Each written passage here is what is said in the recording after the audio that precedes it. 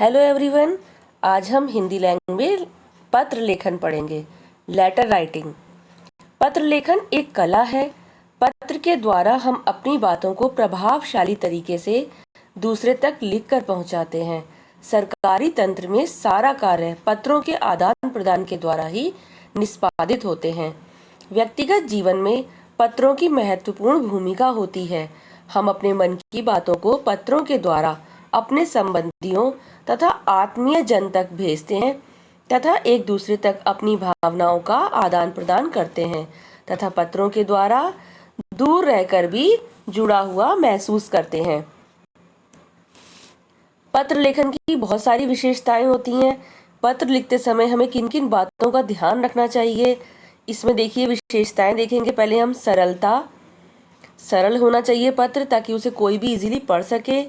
संक्षिप्तता, बहुत ज़्यादा लॉन्ग नहीं लिखना चाहिए हमें लेटर, संक्षिप्त लिखना चाहिए, छोटा लिखना चाहिए, लेकिन उसमें हमारी पूरी बात समझ आनी चाहिए। स्पष्टता, स्पष्ट होने चाहिए पत्र। शिष्टता, हमें शिष्टता का ध्यान रखना चाहिए। मौलिकता, मौलिकता का भी ध्यान रखना चाहिए। सटीक और बिल्कुल सही बात हमें उसमें लिखनी चाहिए। उद्देश्य, पत्र लेखन में उपयुक्त बातों का ध्यान रखा जाता है।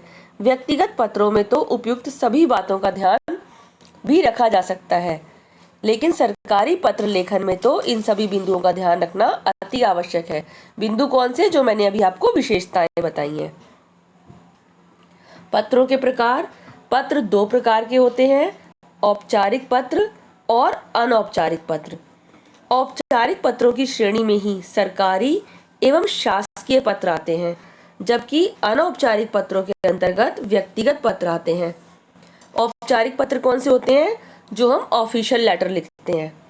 और अनौपचारिक कौन से होते हैं? जो हम अपने रिलेटिव्स को लिखते हैं या अपने नेबर्स को लिखते हैं या अपने फ्रेंड्स को लिखते हैं।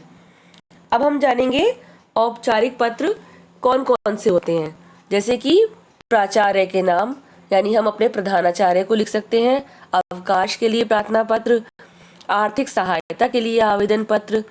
सामाजिक पत्र, ये भी हमारे औपचारिक पत्र में ही आते हैं, जो कि सामाजिक पत्र होते हैं। शिकायती पत्र, समस्या पत्र, व्यावसायिक पत्र, नियोक्ता कार्यालय के नाम पत्र। इसी तरह से हमारे नेक्स्ट सेकंड नंबर पर होते हैं अनौपचारिक पत्र।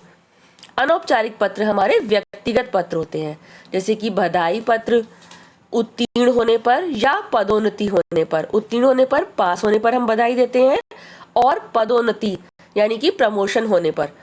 शुभकामना पत्र, किसी को शुभकामना देने के लिए।